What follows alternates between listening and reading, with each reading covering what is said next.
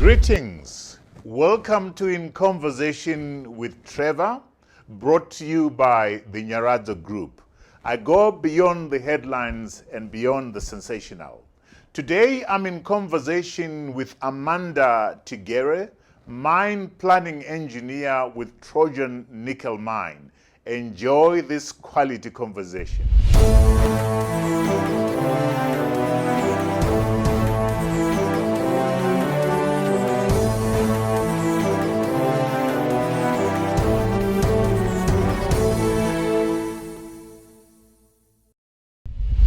Amanda Tigere, welcome to In Conversation with Trevor. Thank you so much, Trevor. It is my honor to be here. It is a pleasure having you. So you are a mine planning engineer.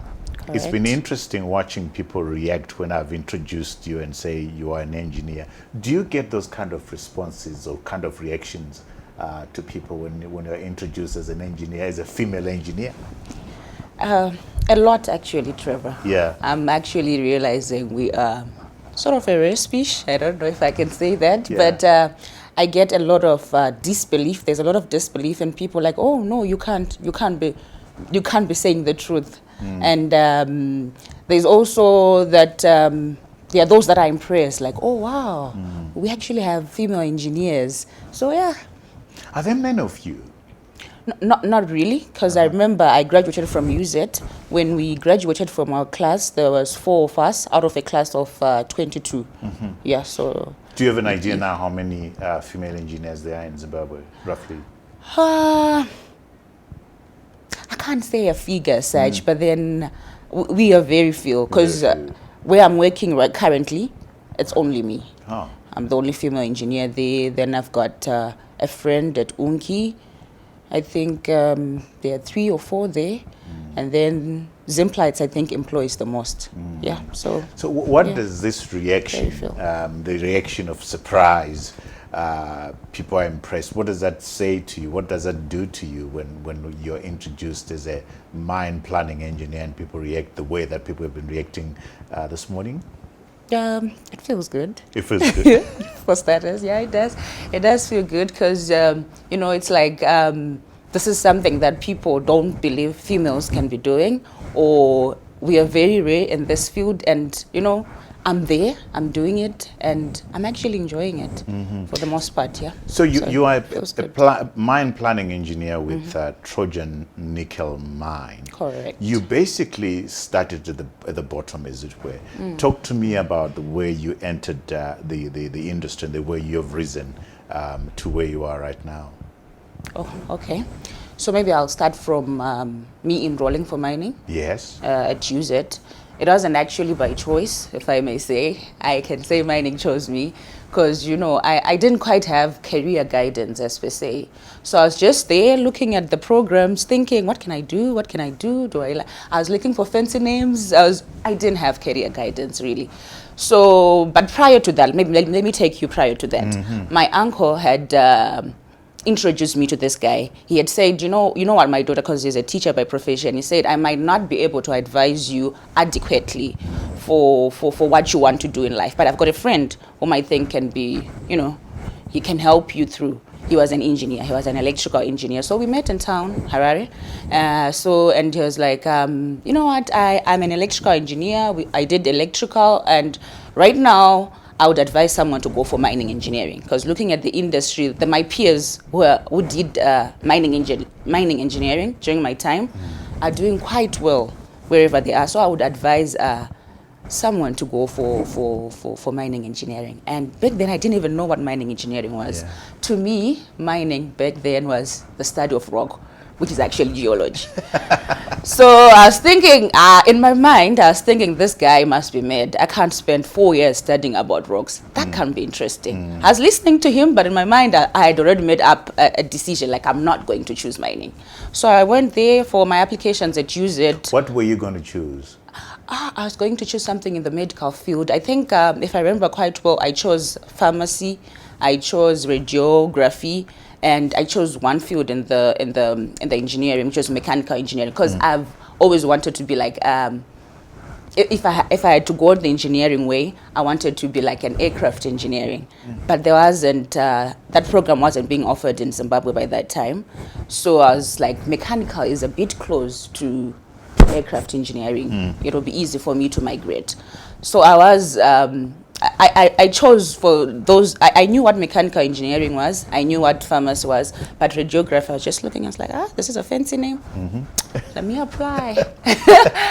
And to my surprise, Trevor, when the names came out of the newspaper, my name was under mining. I was in shock because it's the one thing like I knew after having a conversation with that electrical engineer. It's the one thing I knew that I didn't want to do because I thought it's not interesting. Studying rocks, 4 years, it's a lot of time. Of course, I had a bit of struggles, but I eventually took it. I eventually decided, let me take mining.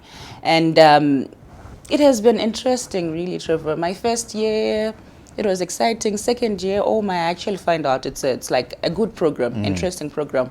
Then I went for my attachment, which was my first industrial experience. It was tough. Where did you have your attachment?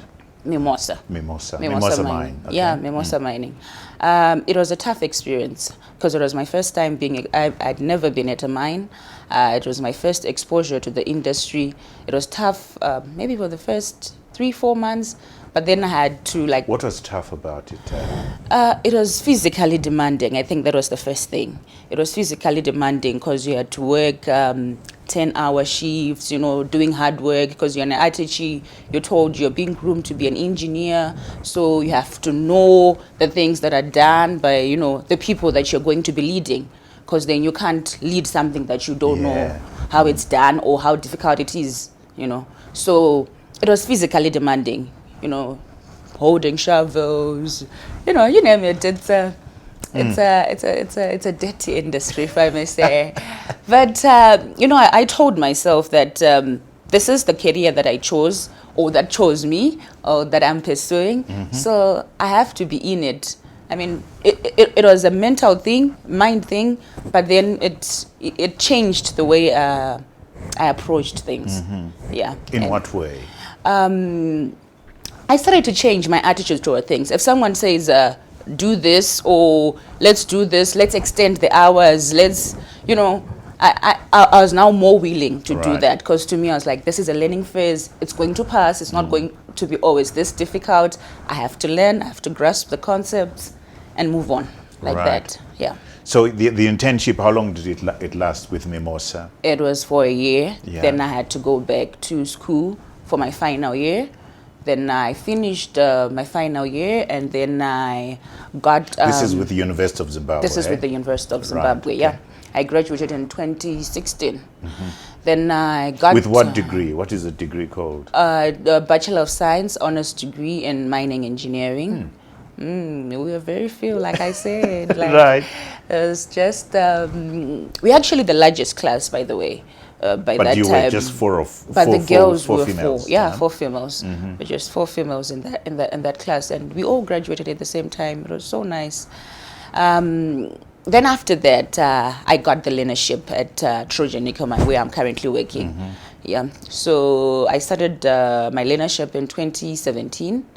For 2 years up to 2019, I was doing my learnership with Trojan Nickel Mine. That was quite an experience. What was that like? It was quite an experience. What was it like? Yeah, it was quite an experience. Trevor, you have been at a mine for a year, and you think you have learnt it all, but I hadn't, Trevor. I hadn't, because now when I was on attachment, I was just being groomed to learn on the concepts, and now when I'm on learnership, they are grooming me to be the one leading, oh my God, Trevor, it was tough, because I still had to do the physically demanding job, and I also had to learn men management skills, and it was tough, but it was also interesting. That's the thing. I've always been intrigued by mining. What intrigues you about mining? Talk to me about that. It's a fast-paced industry. Decisions are constantly being made. Constantly being made. You can be sitting here and something just happens underground, and it's fast moving. The position that you had yesterday, you would have made by tomorrow you would have made a 360 Wow. degrees. So it's a fast paced industry, and it keeps you on your toes. I think I like And so the that. learnership was, you said it was for 2 years, was it? It was for 2 years. 2 years. Yeah. And after the learnership? After the learnership, I was then appointed with the same organization as the shift boss, shift foreman, development. So now I had to actually lead the people and doing the mining work. This is like full-time working underground, 10-hour shifts, 6 to 6, because it then comes 10-hour shifts. 10-hour shifts, yeah. 6 to 6 underground? Yeah, it's the shift will be from 6 to 4, but then you have to remain behind, do some report work right. and stuff. Yeah, so basically 6 to 6, you're underground, and there's a lot of walking. It's intense, and like I said, it's a fast-paced industry, and results are required. The frequency of reporting is high. Every hour you have to be seen to have done something. Because you can't miss an hour. You can't miss anything.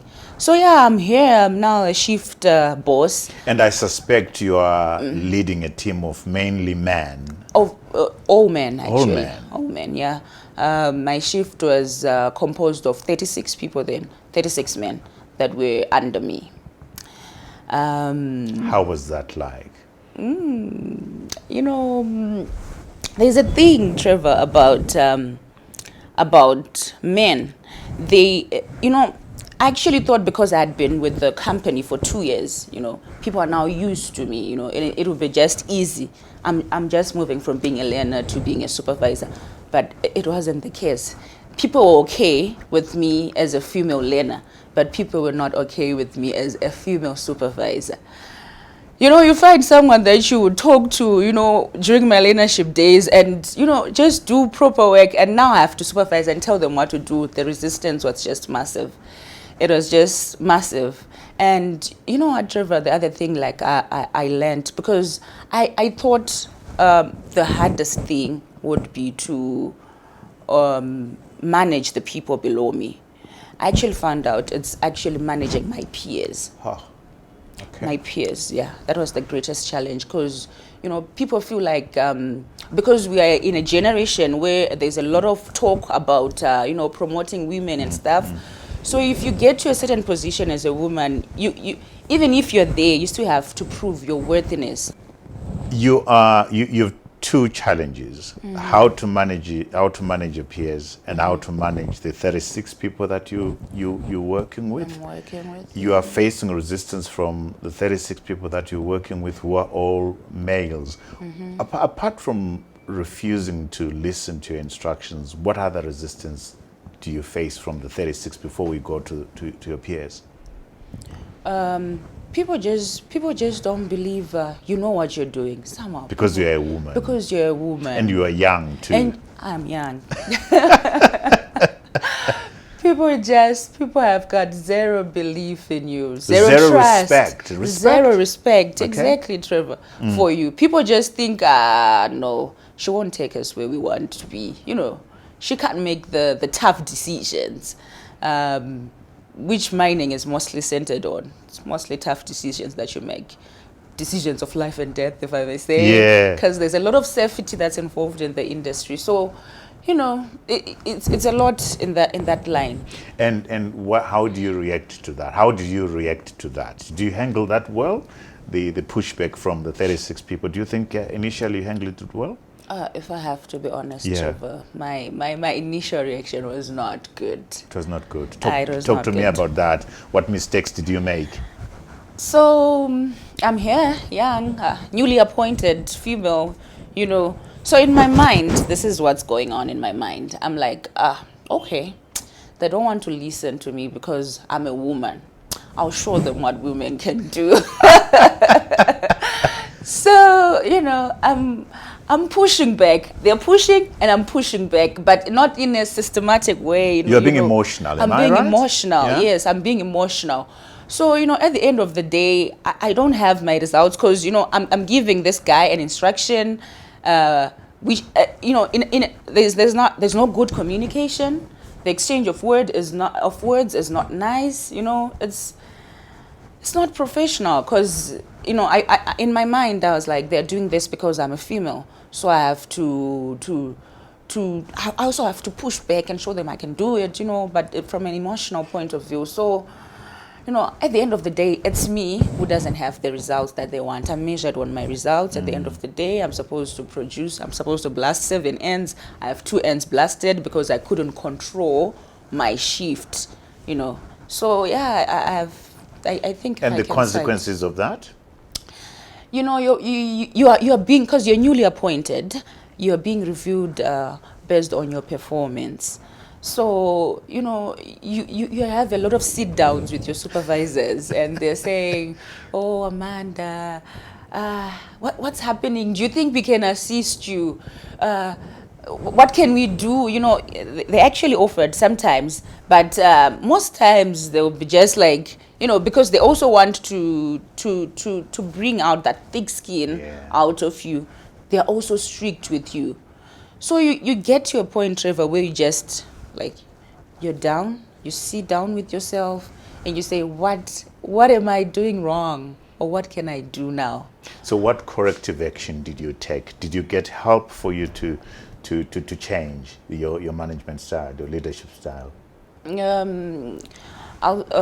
Firstly, I just did an inspection of my other peers, my male peers, who were at the same level as me, and just look at how they were running their shifts. So first thing I discovered, Trevor, is people are just rebellious. Like, they are, because it doesn't matter whether you're man or a woman, young or old, people are generally rebellious. I would see like people doing even worse things than they have done for me. But that guy is producing better than I am. But he's got like a more rebellious team than mine. So I just started to look at that, like, how are they doing it? Like those guys who had been in the industry for long, how are they doing it? How do they manage their people? How do they get their instructions across? How do they get everyone to, be in sync with the result, with what they want out of the team? So yeah, that was the first thing I did, Trevor, and it changed my actions remarkably, because I then just started to adopt some of the systems that I saw to be working, and I also had because I had done my training there, I had mentors who I could go to. So I went there. We had sit downs. I told them the challenges that I was facing, and they helped me through it. What were the main lessons that you learned about how to manage well, how to lead well your teams? What lessons did you learn? Everyone, Trevor, wants to be, irrespective of the setup you are, everyone wants to be heard, everyone wants to be seen, everyone wants to feel like their ideas are respected, they're accepted and they're respected. So communication was number one thing I learned, Trevor. It's key to just, you have your plan for the day, first you're getting into the shift, just share with the team. These are the targets that we are chasing.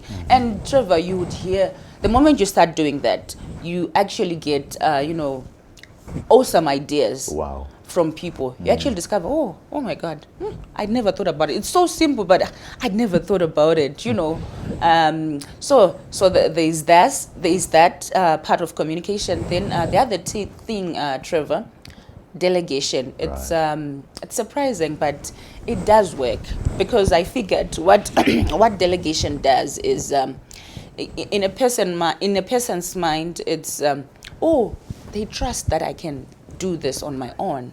They trust that I have the capabilities to do this. So it brings like ownership to that person. So you get to a point where you actually enjoy your shift because it's running itself. People people know what they're supposed to do, and it helps in forming sort of a system which will ease your job, if I may say. Wow.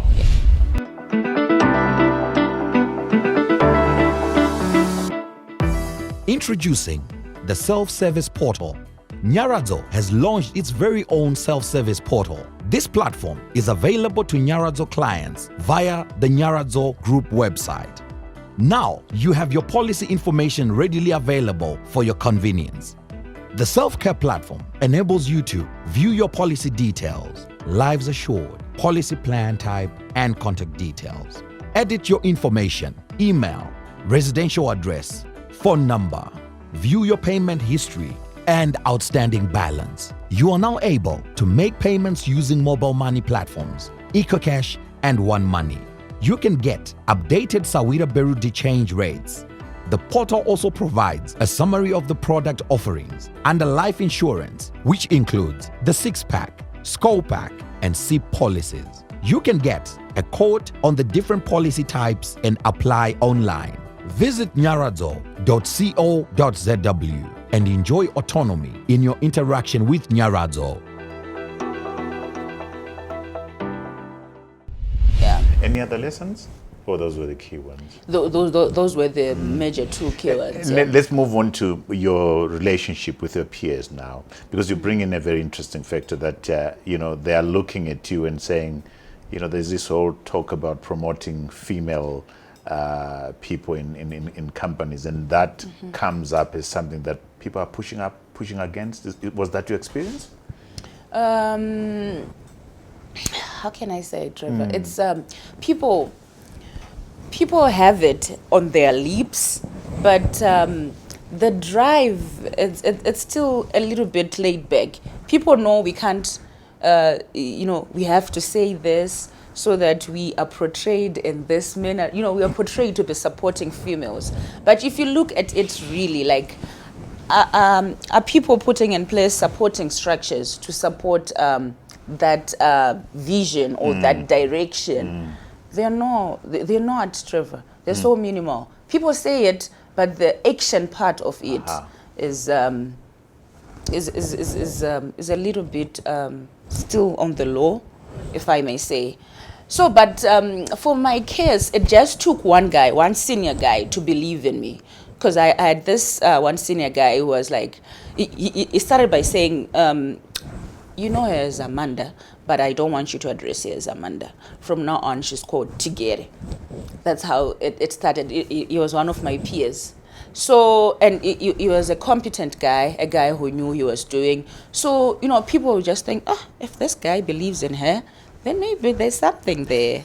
But that's how it started. And then by the time I had to leave the operations side, I had my peers coming up to me like, you actually run things better than most men.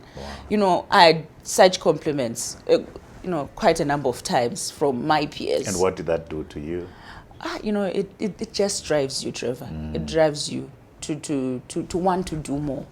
To want to do more, yeah. And then you became a technical assistant to the mine manager.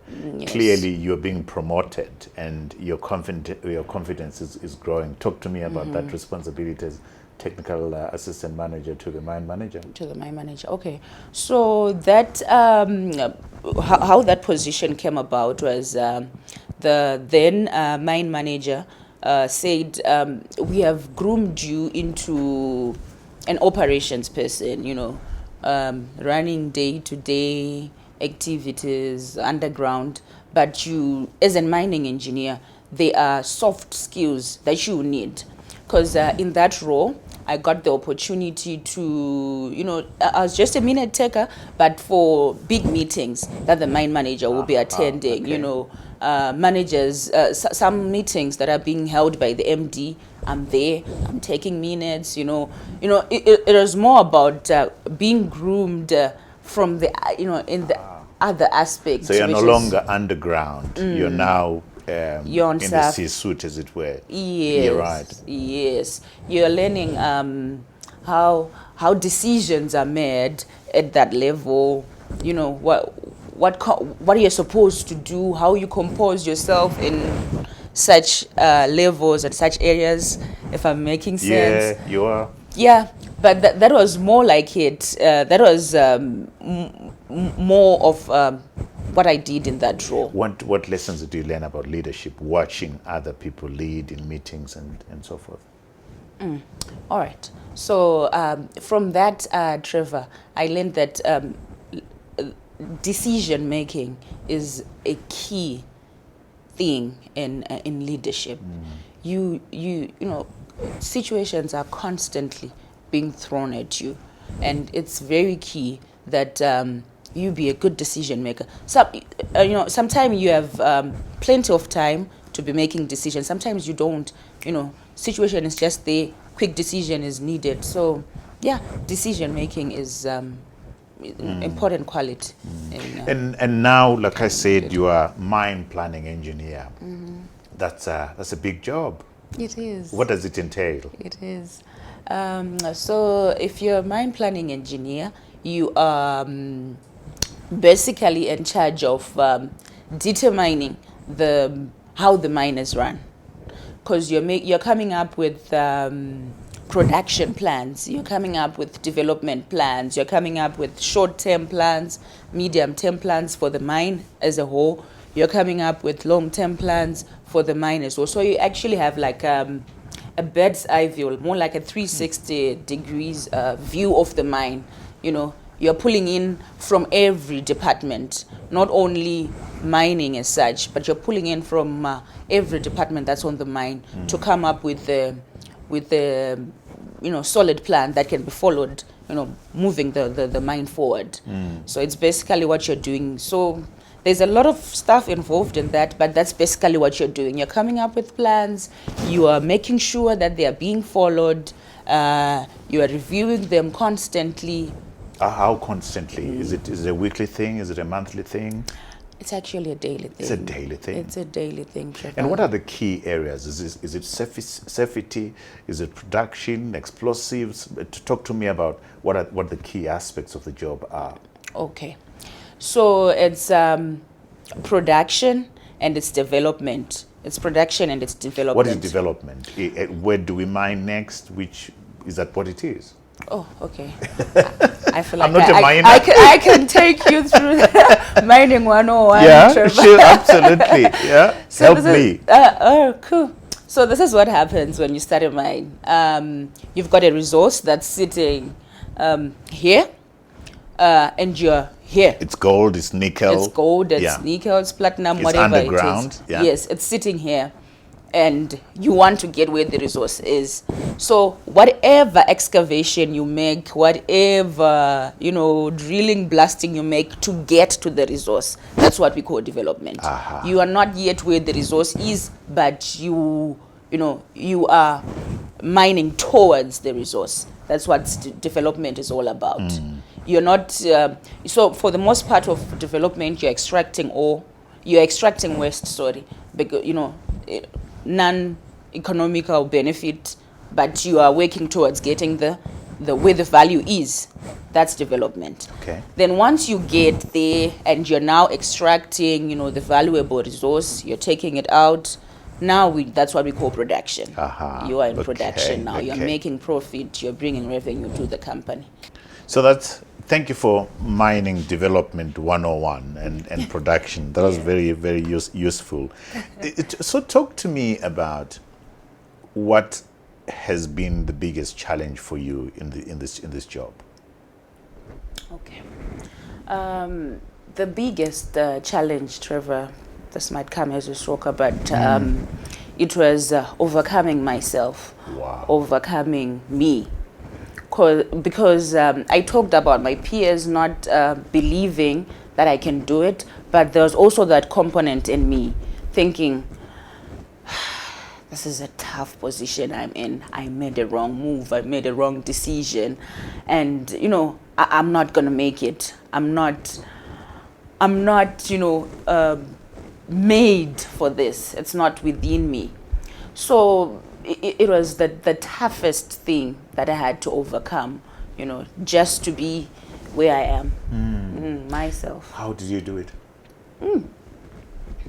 It was a lot of, there was a lot of, it's So you're doubting yourself. I'm doubting myself. I am not good enough. I'm not good enough. So what do you say to yourself now? So I tell myself that, I just sat down. I started to look from where I came from, my journey so far.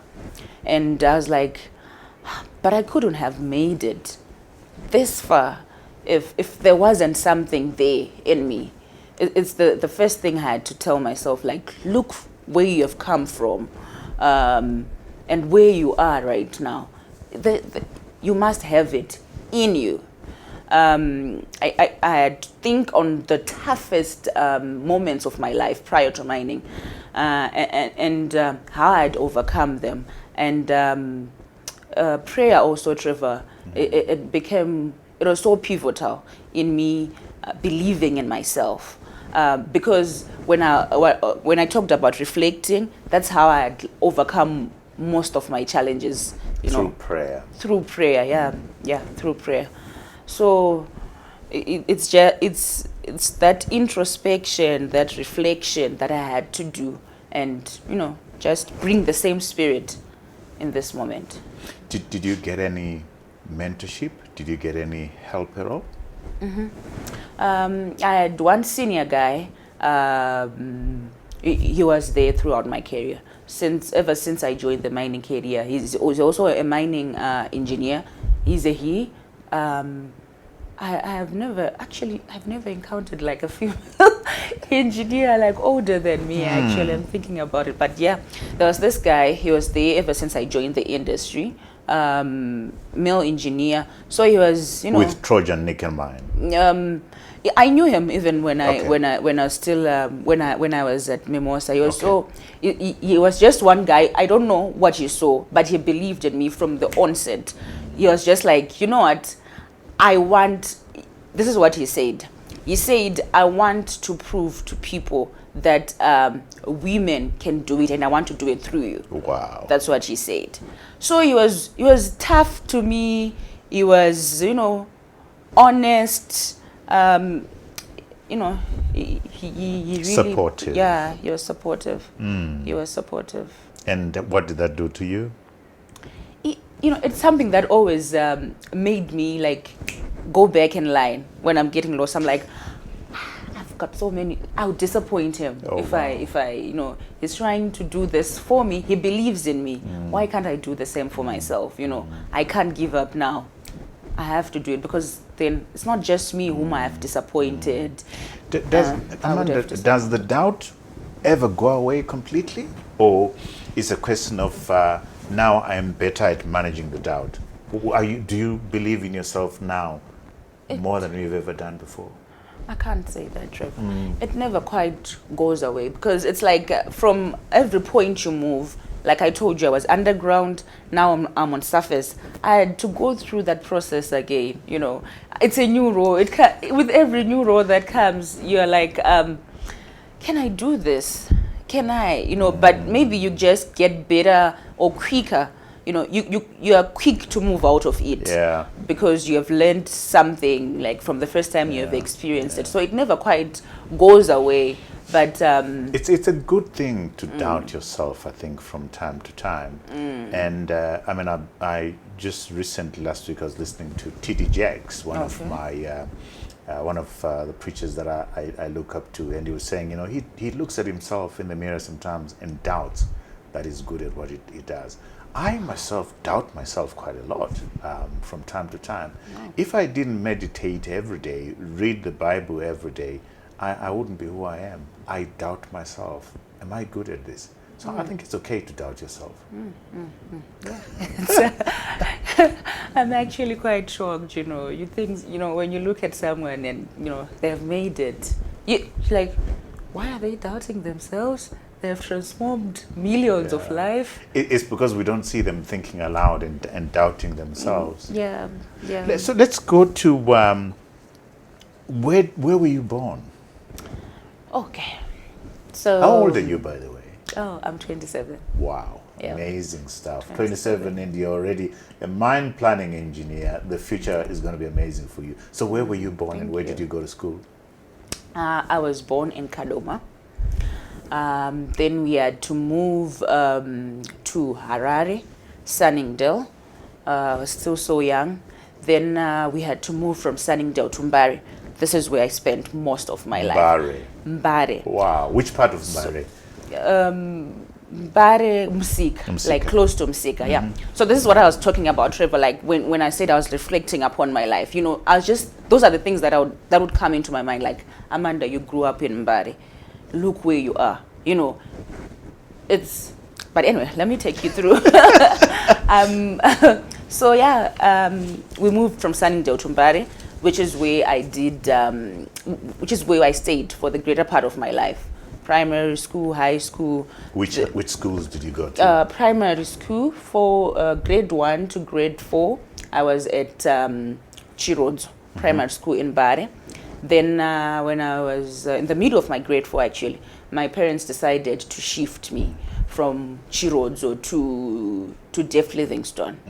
I mean, I'm still in Mbare? No, David Livingstone out in Enterprise. Yeah, right. Yes, 7. I get it. Yeah. Okay. It was quite. It was now that I think of it, Trevor. It was a transforming part of my life. The decision that was made by my parents back then. So they moved me from a local school, Chirodzo, to Def Livingstone.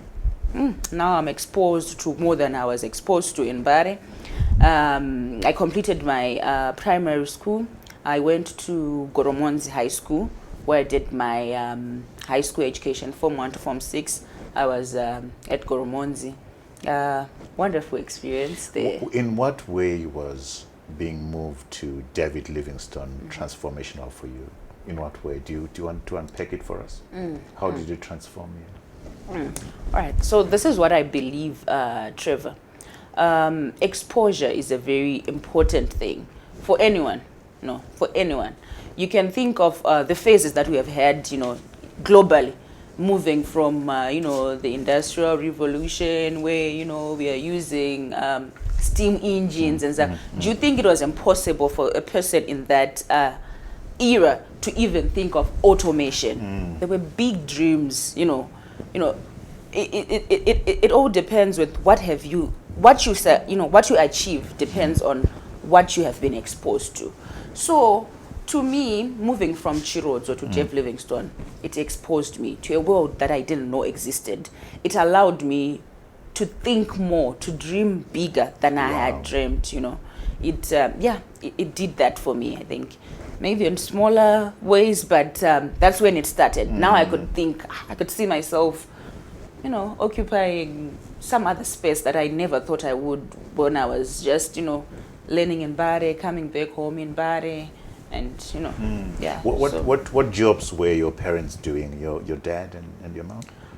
My dad was working with the city council of Harare. By that time, he was working in Mount Pleasant. He had, it was a clerical job. Okay. Then my mom was a stay-at-home mom, okay. full-time. Yeah, she was a cross-border. That was what Trader. Yeah. So you then go to Goromonzi. Then Form 1, I get enrolled at Goromonzi. You know, Trevor, I feel like things that are done by God, you know, they are so orchestrated. This is what happens. I'm enrolled into Goromonzi. It's then a week after being enrolled into Goromonzi, my mom she gets ill. And then a month later, she passes away. Oh, I'm sorry. Yeah, no, it's fine. Then that same year, that was in February, in September, my dad passes on as well. And I was just in Form 1. So, you know, I'm there, and I'm thinking, okay. What form are you doing in Goromonzi? Form 1. Form 1. Yeah. Wow. I was in Form 1. So I'm there, I'm just thinking, God, really? Is this like, is this where the story ends? What's going to happen to me now? And I thank God, Trevor. You know, we hear a lot of stories about orphans, but my family, I've had my own fair share of troubles, but if I have to be honest, my family was so supportive. Like my from my dad's side, from my mom's side, they all had a part to play. And my uncle sat down and said, you know, my dad's name was Joseph. Wow. They were like, Joseph died after enrolling his kid at Goromon. This is what he wanted for his kid. It would just be in his honor for us to just make her continue at Goromon. So they allocate each other roles. You are staying with Amanda, you are doing her school fees, you are doing this, and that's how it has been like, you know, as I have always been everyone's child, if I may say it. Yeah. Wow. Yeah. Everyone has had a part to play in the person I've become. So, but that experience, Trevor, it made me mature very early, because I have one young brother. So I had my brother, still so young, and you know, he was my source of inspiration. You know, I would always like wake up in the middle of the night, you know, at boarding Check school, your physio. and no, just thinking like I have to read for the sake of wow. for the sake of my brother. Like I have to make it. That was the thing. I have to make it for his sake. That's fascinating, because you have a tragedy. You lose your mom, you lose your dad, you're in Form 1, you've got a young brother. Instead of that crushing you, that drives you. It did. It did two things, Trevor. Yeah? It drove me, like it inspired me to work hard, and that's when my relationship with God was defined. It brought me closer to God, because at that time I was feeling so alone. I was feeling so alone because, you know, I was thinking, I don't have anyone on my side. This was just me thinking, irrespective of everything that was happening on the ground. I'm all alone. Am I going to make it? And that brought me closer to Jesus. Like, God, you are all I have, you know, that kind of thing. But it defined the Christian moment in my life. And from then I've never looked back. Yeah. So you finish A-levels. What subjects did you do at A-levels? I was doing maths, physics, and chemistry. Okay. Yeah. And then you then decide to, you know, then engineering chooses you. Engineering chooses Fascinating me. that you basically been raised by the extended family. What has done that to you? What has that done to you in terms of the way you look at life generally? Has it done anything to you? It has taught me adaptation, Trevor. I would like to think of myself as someone who's very quick to adapt, and it's because of that. Because one time you're living with this family, the other time you're living with this family. You know, different families, different setups, different rules, different values. You had to adapt quickly so that you know, you could stay in that environment. So it has taught me that, and just to be strong, you know, persevere in everything that you're doing. Because, you know, it's tough, Trevor, being an orphan. You would think, if I fail, will I get a second option? So I think that has been the way I do. Like, I run my things like there's no second option.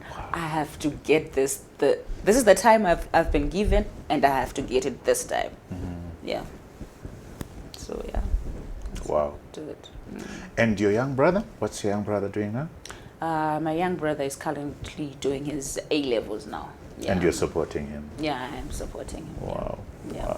Wow. What message would you give to young women who are battling against the kind of things that you have encountered? Orphans, economic troubles, social troubles, no job, and so forth. What message of encouragement would you give to them? First thing, Trevor, would be, if you can dream it, you can do it. You know, if the idea can afford to cross your mind, you can do it. You know, and the motivation that you require, external motivation, is very important, Trevor. I'll not downgrade that, but the motivation that you require to get to that, to attain that dream that you have, is within you. It is within you. You can make it, irrespective of you know, the environment around you, you can make it and you can do it. How do you identify that motivation? How do you know that this is it? Okay, this is it. Okay, that's a tough one, Trevor. Yeah. That's a tough one. But Because you've got, like me, you've got all these, not lots of voices, but you have the doubt that you're talking about. Is this the thing that I should do? Should I be pressing on? How do you crystallize that and finally identify that this is what I ought to be pursuing? There's a moment in life, Trevor, that you feel that what I'm doing right now connects. It connects with the values, if I may say, that are within you. It connects with something that is within you. You are. It might be tough, but you're still excited. I'll tell you that in my current role that I'm doing right now, sometimes I go home 3 a.m. and I have to be at work the next day, that same day, at 7 a.m., But, you have to find, if it's something that brings you joy, brings you happiness, you can feel it. It connects with something within you. Like, oh, I'm passionate about it. You're excited. You are constantly having ideas of how I can improve this, how I can do this, how I can tackle this. Yeah. Then I think that's the signal. That's the signal. That's the signal. That's the signal, yeah. Wow. You talk about values now. You lost your mom and dad when you were doing Form 1. Do you remember what impact they've had on you, what values they taught you when you look back? Share those with us. Yeah. My dad was, he was a positive person, if I may say. He had 100% belief in me. He had no doubt.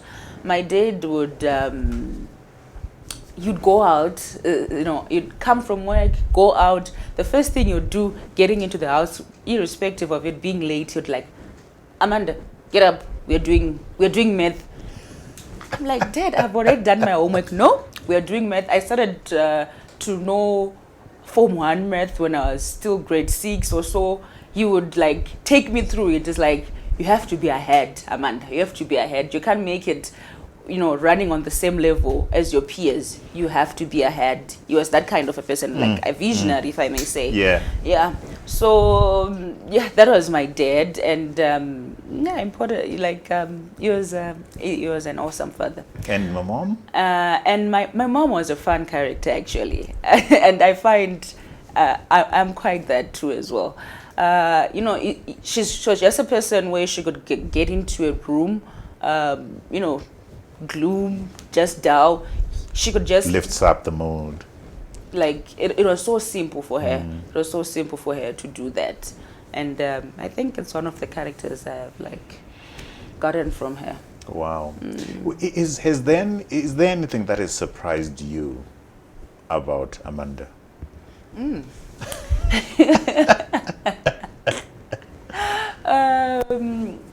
So this is what I've always thought. Right. I've always thought of myself as soft-spoken, very social person. I actually didn't know, Trevor, that there's this animal, if I may say, in me. Right. Yeah, I saw it when I went underground. Man, I had to bring out everything that was in me. Wow. Because I'm dealing with, the conditions underground are just, they're not as the conditions on surface. So people tend to act in funny manners, and if you're not tough and, if you continue in this jolly mode, this social mode, you won't get your results. So at some point you have to So underground, this is not the Amanda that I would meet underground. No, not even. You won't even see her. You see her maybe when I'm still at the shaft and I'm like, hi. But when I go to my workplace and I want my things done, it's a different Amanda. To talk to me now, Amanda, about, being young, 27 years, being in Zimbabwe, the tough economic situation that we're in right now. What are the pain points for you as a young person just starting out in this profession, in this society that we're living in? What are your pain points? What are the things that you struggle with? Okay. You said it right, Trevor. Our economic state right now is not where we would want it to be as a young generation. So you find that opportunities are there, but they're not in the right spaces. I don't know how I can get this across, Trevor. They're not, because you look at mining engineering, it's a very broad field, Trevor. It's a very broad field. You can be in the operations, you can be on the planning side, you can be on the, technology side of it. So you find most opportunities in Zimbabwe, if you've taken the role, it's already decided for you. You're most likely going to be in the operations. Mostly going to be, running in an underground operation or in an open pit. There are very few opportunities in the planning section of the industry. There are very few opportunities. Our West more technology. If you want to go the technological way, you definitely have to leave the country, because we are not resourced for that. There are no skills to groom you towards that. So it's like your path is already defined. The moment your opportunities are limited. They are limited. Yeah, you've already been set apart. You're going to be doing mining engineering operations, just like that. So they are limited.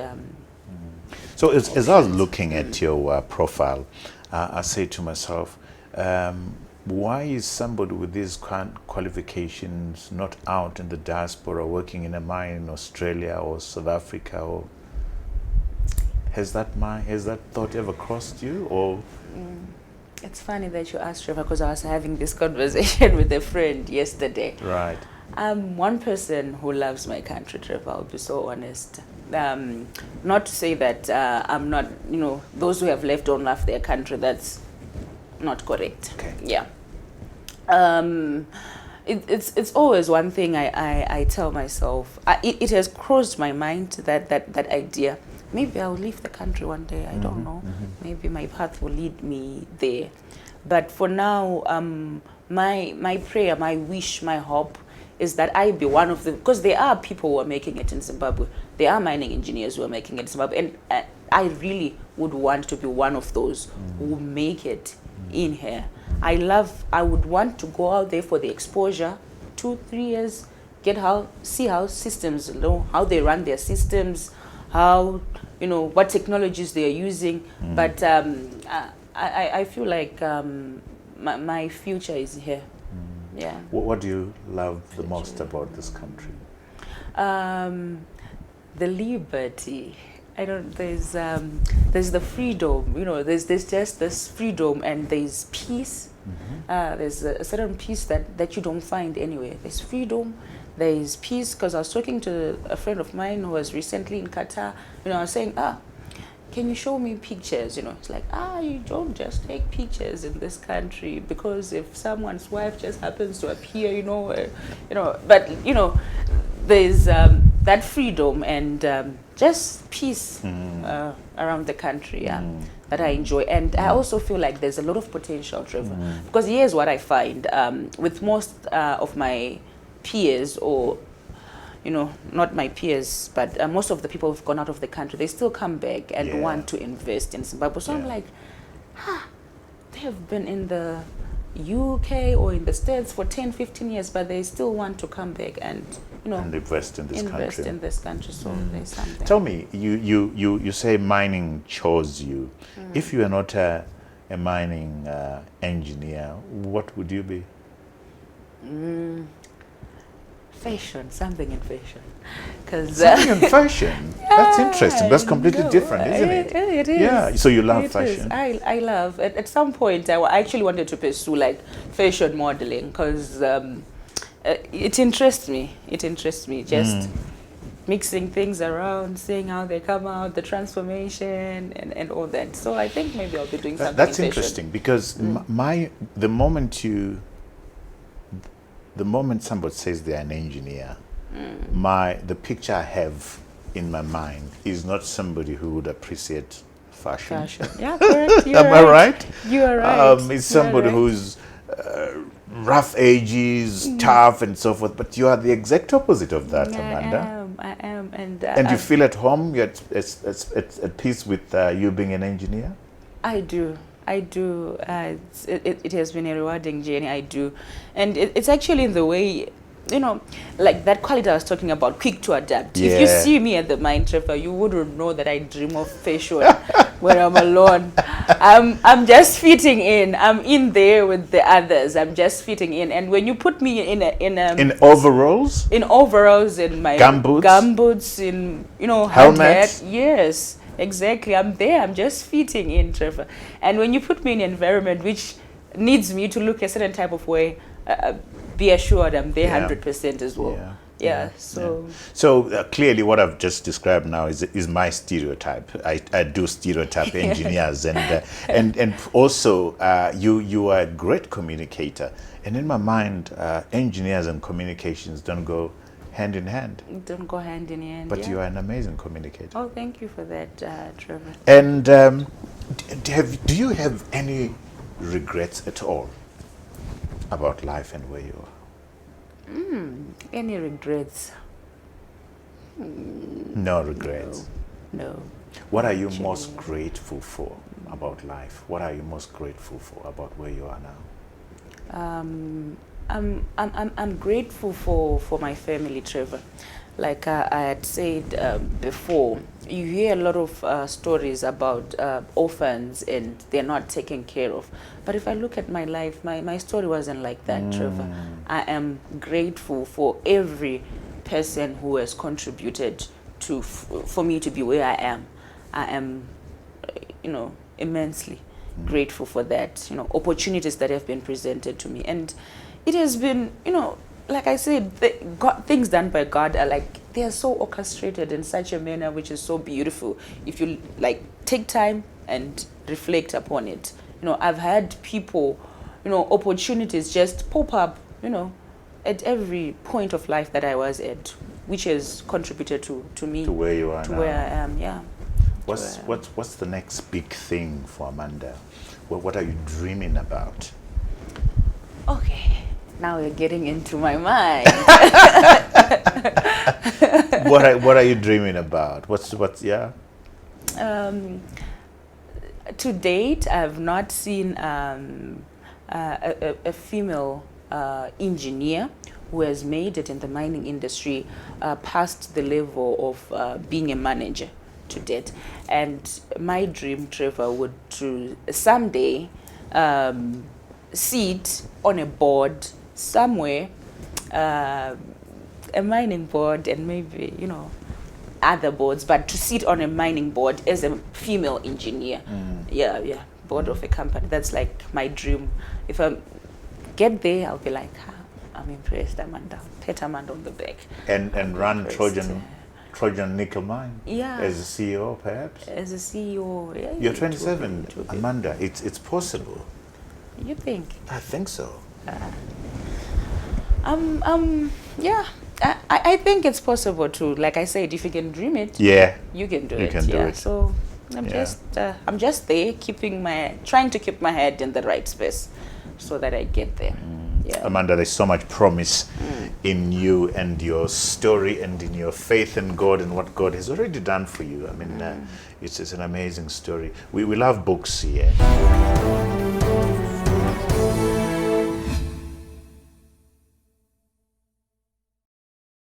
Do you have any books that you'd want to share with our global audience who love reading books? Do you have any books that you've read that have made a huge impact on you? The first one, Trevor, is like so common but small, but it has changed the way I do things quite a lot. Who Moved My Cheese? It is quite a good book talking about whatever you want to achieve in life and how you should be quick to adapt to change. In this economy or this world that we are living in, where things are constantly changing, how do you adapt or how do you move with the change? So yeah, it was quite Who Moved My Cheese? Who Moved My Cheese? Right. Yeah, I've forgotten the author, unfortunately, but that's yeah. all right. Then there's Getting Things Done by David Allen, if I'm not mistaken.